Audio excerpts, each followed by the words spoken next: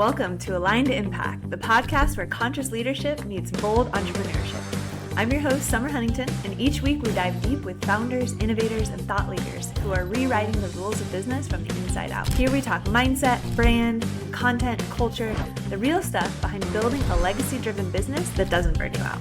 No filters, no fluff, just real conversations that inspire aligned action and intentional impact. If you're a visionary leader ready to create with purpose, grow with integrity, and lead with your heart, you're in the right place.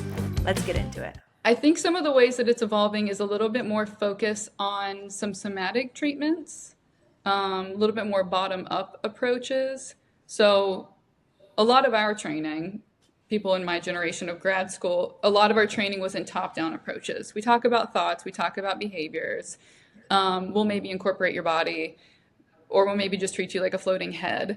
Welcome to the podcast, Bailey. It's a pleasure to have you here. So Bailey is the CEO of Hello Mental Health based out of Cincinnati. Bailey, go ahead and start with just a story of how you got into this work. I'm so curious. Yeah, so I knew I wanted to be a clinical psychologist from a very young age, which is like weird kid goal to want to be a psychologist, but my guess is part of it is because growing up, my best friend's parents were in mental health and I just thought they were the coolest. But also, I guess I have this kind of personality that makes people want to just disclose their deepest, darkest secrets. And from a young age, I realized there was something to it and I wanted to learn what to do for people when they were disclosing their deepest, darkest secrets and how to help them. So I was straight and narrow path. As soon as I went to college, I majored in psychology, straight from college to grad school for clinical psychology.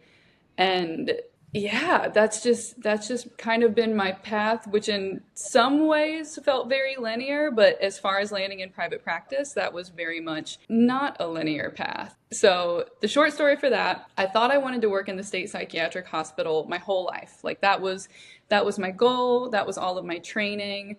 I got my dream job as soon as I got licensed. Like day I got licensed, I applied, I got the job. All right, cool. I'm going to work there for 32 years and then retired and like done. But very quickly, I got super burnout, just working in a big agency, lots of bureaucracy, lots of rules. The environment was really intense.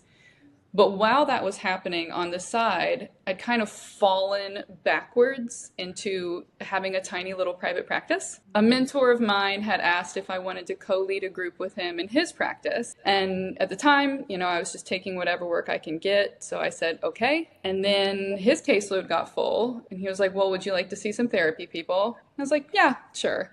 So I said okay to that, and then I had a little caseload. And then over time it grew a little bigger and needed an office to be able to see people because our schedules were conflicting. And so while I was in this agency job, my private practice just kind of grew really organically. Like, oh, I need an office. I guess I should get one of those. Like, oh, I have more clients. I guess I should have a website. And I never really planned for that to be my full-time thing until the burnout hit me so severely at my day job. And I realized that while I was just kind of drowning during my day life at night, I felt really ignited by the work I was doing with my clients, which made no sense to me because like, shouldn't I be exhausted because I just put in a full shift? But that was where I kind of found my place. And so when I left the state hospital, I ended up starting just a solo practice and then kind of fell backwards into having some part-time independent contractors, like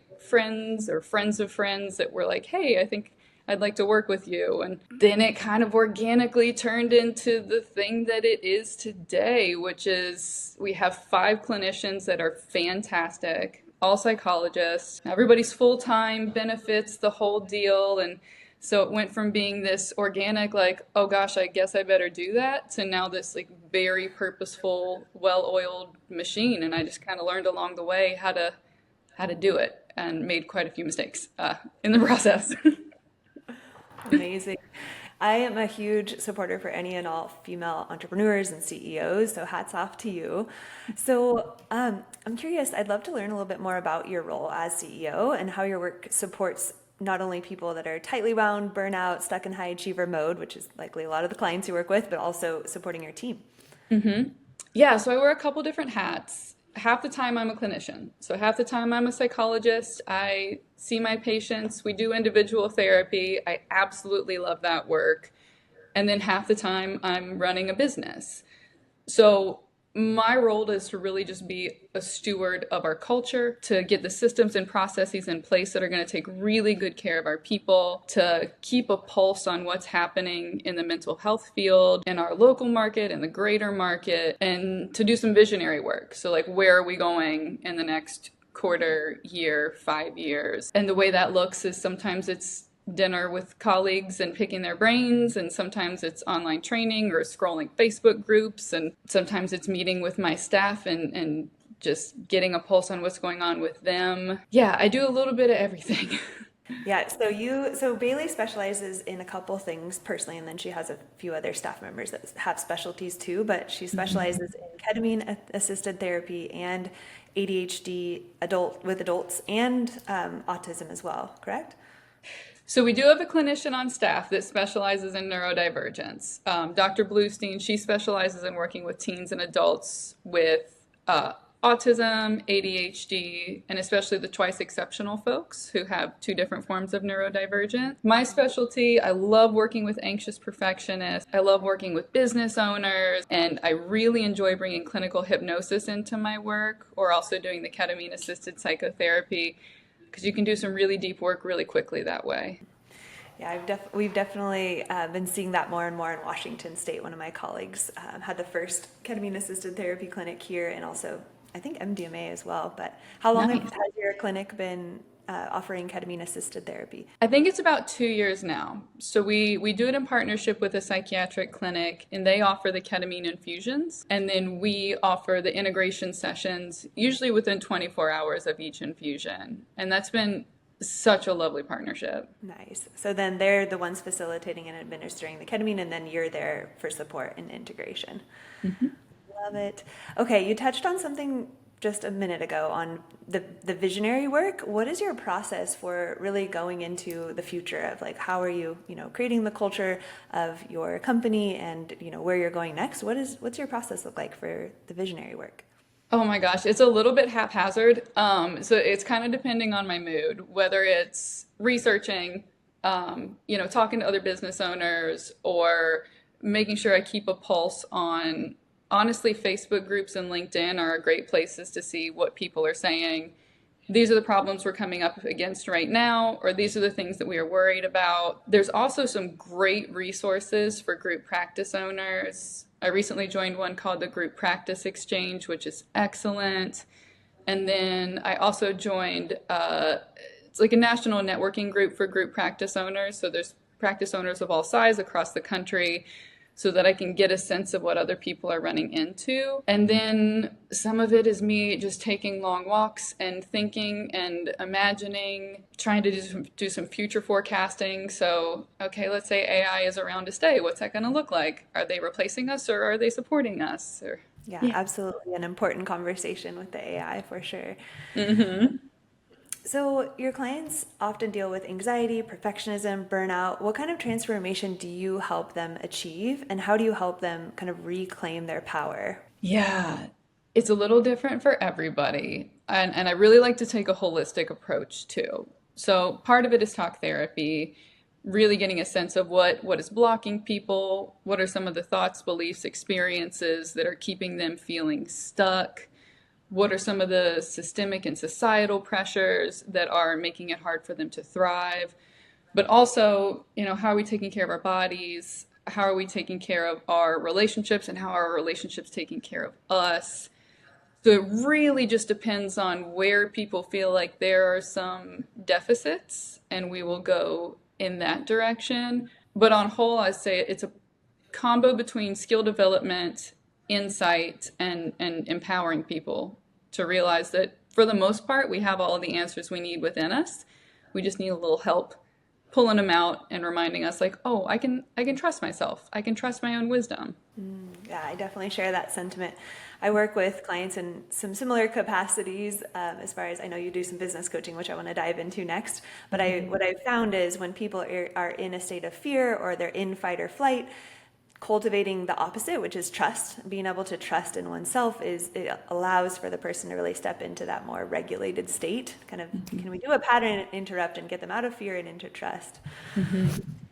So you do business coaching for private practice owners, which is a really cool offshoot of your brand. Tell us about that. What are the offerings? Who are your clients? What does that part of your business look like?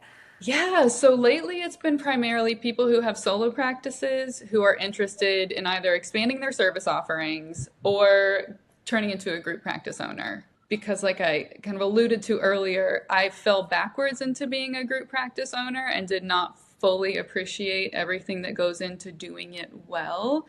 And so I want to help other people learn from my experiences.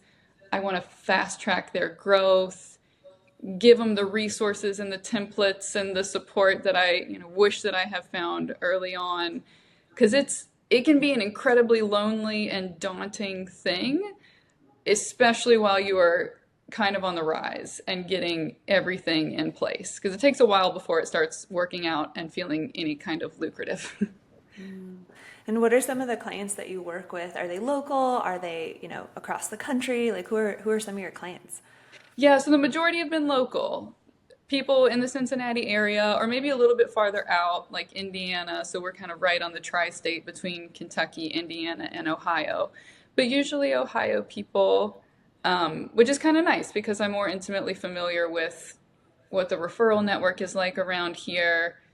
Can help people have relationships with other people in the community that might be good sources of new clients, partnerships. Yeah, I coach yoga teachers to start their own solo practices, like service provider, solopreneur practices. But I think helping private practice owners really develop a group practice is a bigger beast.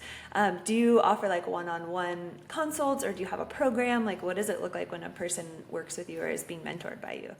Yeah, so right now it's a lot like my therapy process. It's one-on-one. It is totally tailored to what the person needs. You can do either a la carte sessions, like, hey, I just want one time to talk about this one issue. For people who are trying to transition into group practice, usually they'll do a package of at least 5 sessions, and we space them out maybe once a month, because in between each session, there's a whole lot of homework to be done. Yeah, nice. Oh yes, all of the marketing and the admin side of things, the things that people don't always want to do but are so necessary to make a successful practice. Oh, so necessary. And if you do it right up front, it's going to save you so much heartache in the long run. Yeah, absolutely. Systems. That's the game. So I want to touch on your specialty in ADHD with adults. I get so many clients that either self-diagnose or, I don't know if they're always technically diagnosed as having ADHD, but can you just kind of shed some light on adult ADHD? Is just any stats you have, what you're seeing, why is it a trend towards more and more people identifying as having ADHD as adults? Yeah, so it's a good question. I do think part of the reason is that social media has really picked up on the way ADHD can look in different populations. So historically, when I was growing up, ADHD had this very classic hyperactive little boy presentation. And so if you were getting in trouble at school, bouncing off the walls, having trouble with your grades, you might get identified. But if you were more inattentive and less impulsive, or women tend to present very differently with ADHD, or if you're also intellectually gifted and have found a lot of workarounds, you probably slipped under the radar.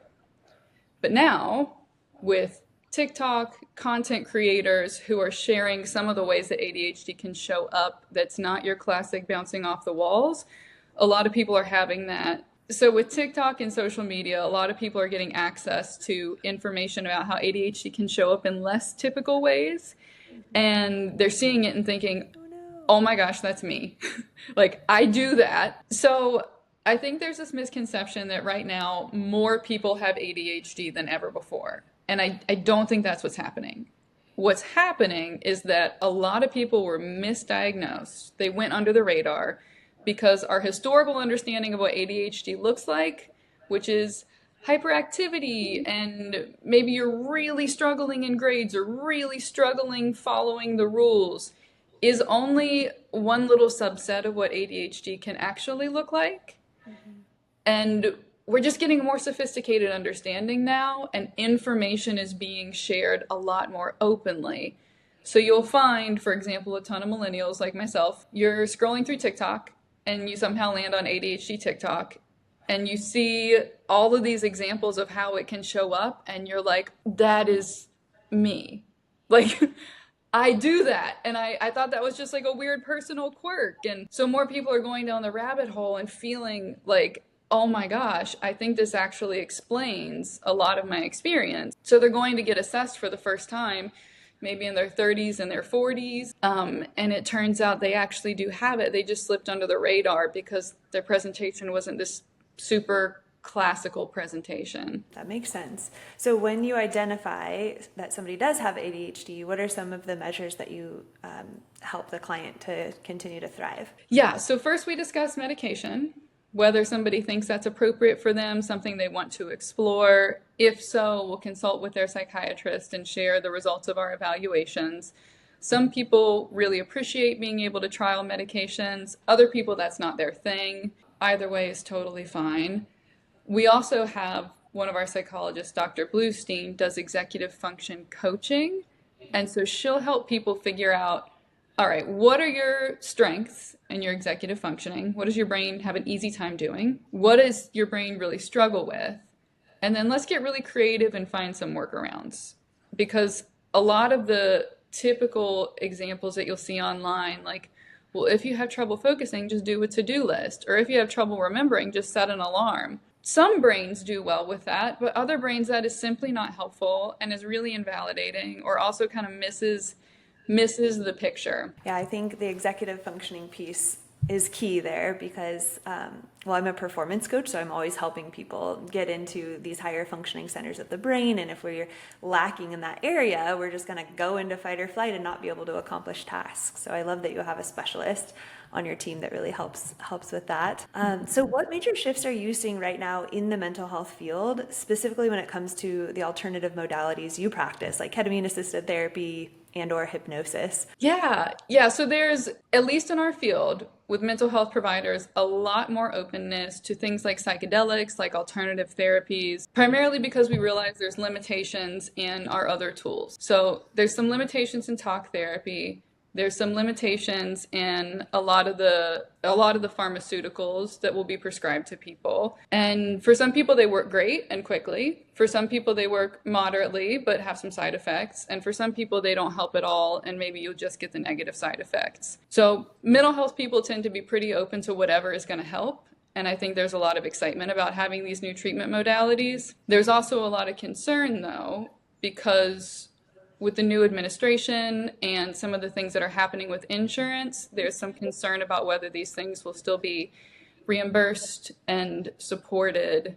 So we're in a little bit of a holding pattern. Like, the direction we thought that we were going, we're not sure that things are going to evolve at such a fast pace, which is a little bit unfortunate because I think there's some treatments out there that haven't been fully approved yet that hold a lot of promise, and I would love to see those available to people. Yeah, I definitely, I'm curious how things are going to roll out in this next year. There's a lot of big shifts happening on the national level for sure. So from your experience, how is therapy evolving to better serve high functioning but deeply anxious folks, especially those in the populations that you work with? Yeah, I think some of the ways that it's evolving is a little bit more focus on some somatic treatments. A little bit more bottom-up approaches. So a lot of our training, people in my generation of grad school, a lot of our training was in top-down approaches. We talk about thoughts, we talk about behaviors. We'll maybe incorporate your body, or we'll maybe just treat you like a floating head. And I think now there's more involvement of the body, of the nervous system, rather than treating them like these two detached things that like maybe communicate, maybe impact each other. So I think that's really exciting. I think things like hypnosis, obviously very cool. Not new, but it's regaining popularity. EMDR is cool. Somatic healing is cool. Polyvagal theory is cool. I also like emotional freedom technique tapping, also very cool. Love it. I have been doing somatic therapy with my therapist, who's like he teaches at the local university, and he kind of uses a lot of Wilhelm Reich's original methodology. So we're lying on the mat, we're doing like pounding, we're doing vocalization. So definitely a huge fan of some of the techniques that are a little more in the body to help people Mhm. release. It's been super powerful for me. Yeah. So, what's working well in your practice, and where do you feel that you're wanting to improve? What are the kind of the two sides of the coin for that? What's going well, and what do you want to keep shifting? Yeah, so my team is phenomenal. We're in a really, really good place. Like we have this beautiful culture, this beautiful connection. Everybody is like thriving and doing great work, and patients are getting better. And it's kind of like a little love fest. And it's funny, whenever I talk to my partner about our team meetings, he's like, that is not what my meetings look like at work. So I'm like, we're hugging, we're crying, we're laughing. It's beautiful. Yeah. Yeah, so the people part is going really well. The part that's frustrating is marketing because the rules feel like they're always changing. So, for example, we do a lot of Google ads, Facebook ads. We'll figure out what Google likes and it will love us in return, and then the algorithm changes and the love disappears. And I suspect that maybe mental health in specific, but particularly those sites that have language about diversity, equity, and inclusion, I suspect are getting a bit deprioritized when it comes to Google and Meta ads.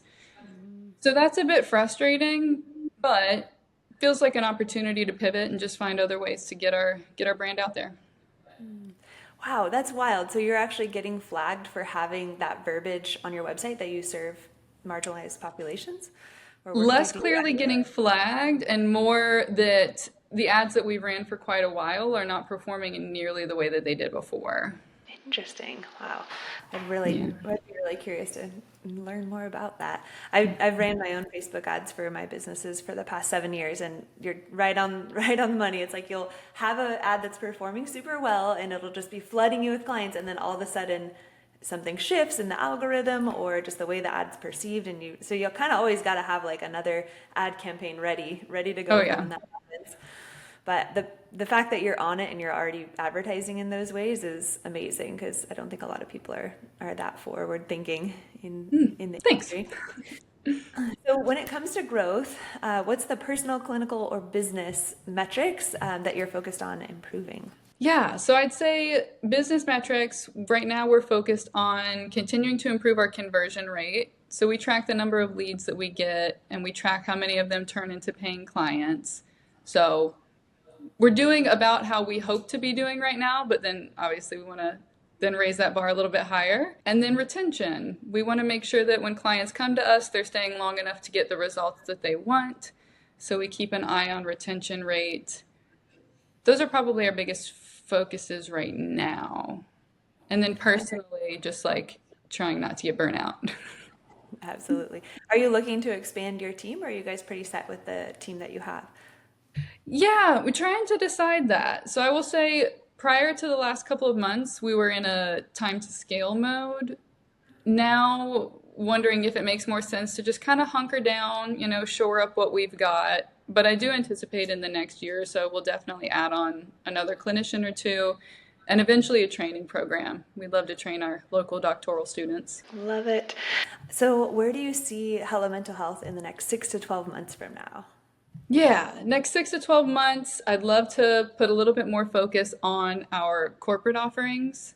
So, community mental health training, speaking engagements for corporations, and yeah, probably adding another clinician on. Nice. Tell me a bit about the corporate side of things. What is it that you do for speaking gigs, and what does that offering look like? Yeah, so our most common requested topics are stress management, trauma in the workplace, burnout, and then we've had some women resource groups in larger companies ask for us to come in and do some some self-care or skill development related to mental health. And that's always really exciting when companies are really enthusiastic about taking care of their people. It's yeah, it's been a really fun new arm of our company. Love it. My background is in worksite wellness, so if you ever want to chat more about that, I've got lots to share. But I think the fact that business owners are seeking out mental health practitioners as an element of prevention is definitely going to have an ROI for the business, especially with burnout. So if someone listening is exhausted, burnt out, feels like they can't let themselves slow down, what's one thing you would want them to know in this moment? Ooh, okay, this is kind of annoying, but you are not a human doing. You're a human being. And that's something I have to constantly kind of battle, that part of my brain that feels like you have to earn rest and you have to earn just engaging in activities for pleasure. Really trying to rewire that and realize that rest is productive in its own right because it's taking care of you, it's filling you up, and it's not just filling you up so you can go out and produce more, but there's a lot of messages that we get about productivity and rest that make it hard for us to unplug, that are just frankly very harmful. So I would say rest is productive, pleasure is productive and required. Yeah, there was this I can't remember the name of the book, but it's about napping being this like radical act of rebellion. And I've loved like tricking my perfectionistic brain into putting things like napping or watching a TV show on my to-do list. I mean, as a busy mom of 3 and any moms listening out there, permission to nap from Yes, Dr. Bailey. yes. And doctor's orders required. Love it. Bailey, where can we find out about your business? Tell us where you're located, the websites, the socials. We're in Cincinnati, Ohio. Website is hellomentalhealth.com. If you go on there, there will be a freebie that pops up if you want to land on our email list. Social for Instagram is hello.mentalhealth, and Facebook is Hello Mental Health Cincy with a Y. Amazing.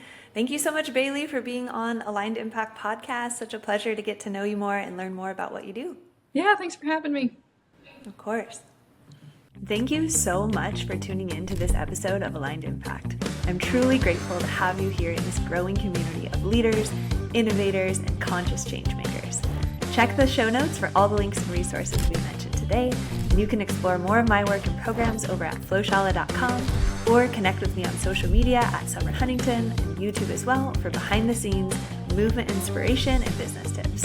Stay tuned for more episodes of Aligned Impact that inspire you to lead with intention, get empowered, and create aligned impact in your life and your community.